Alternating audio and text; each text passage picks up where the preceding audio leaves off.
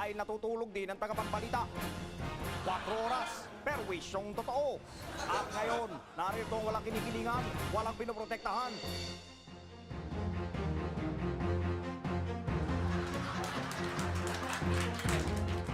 Magandang gabi, ito ang 4 oras dahil natutulog din ng mga tagapagbalita at sa ulo ng mga balita. Buongan ng sobrang paglaki ng populasyon sa Pilipinas, naghain ng panukalang batas si Albay Congressman Edsel Laman na dapat hindi lalagpas ng 2 ang anak ng bawat mag-asawa. Sabi ni Congressman Laman na okay lang bumigay sa tawag ng laman ng mag-asawa, basta't huwag lang sana silang anak ng anak. Mungkahi pa ni Congressman Laman na lahat ng batang lalagpas sa bilang, maging ang mga batang sobrang titigas na ng ulo ay ipadadala na lang sa buwan.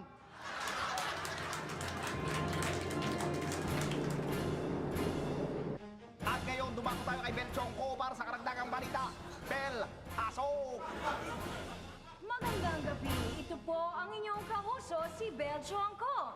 Hamunan ang mga away sa pagitan ng mga taga-Australian Embassy at mga Pinoy na uwi sa food fight. Run away, cowards! Run away as fast as you can! Run away as fast as you run away from Iraq! Book, book, book, book, book, book! Run away like headless chooks! Run away! Run away! Go away! Go away! Show the world you're the fast Elijah! What's the rush? Get back this! Wala naman pong naulat na nasaktan as of press time. At ngayon, dumako naman po tayo sa instigador ng bayan, si Michael Riquez. Maraming salamat. Excuse me po. Maraming salamat, Bel. Modus operandi ng mga sindikatong nagpapanggap ng mga katulong, natiglo. Naghinala ang isang may bahay nang mapansin niyang mas maganda at mas maputi at mas magaling pang manamit sa kanya ang bagong katulong na nag-apply sa bahay niya. Magnanakaw pala ang babae. At ayun, nanakaw na si Mister. Kaya binabalaan namin ang lahat ng mga misis. Huwag kayong kukuha ng katulong na mas maganda sa inyo.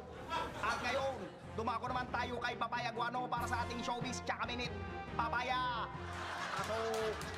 Tsaka minute! Salamat, Mike!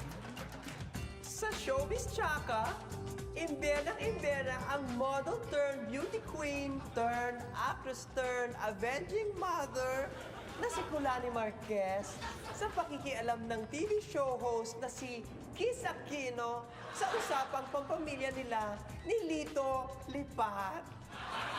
Who does she think she is? Thinking of me? Since when did she become a familiar member? I gave honor to this country, and she doesn't have the right to give me a left. Wala siyang please to know, no? As in please, wala siyang pake and to know alam. Wala siyang pakialam. At ayan ang ating Showbiz Tsaka Minute ngayong gabi. Pasensya na po kayo, Mike. Maraming salamat, Papaya. Diyan po nagwawakas ang 4 oras ngayong gabi. Itong inyong lingkod, Michael Riquez. Ako naman po, si Bel Chongko. Marami pong salamat sa inyong pagtutunganga. At ako naman po si Papaya Guano. At sa inyo ay perwisyong totoo. Natutulog din kami 4 oras dahil natutulog din ng tagapagbalita.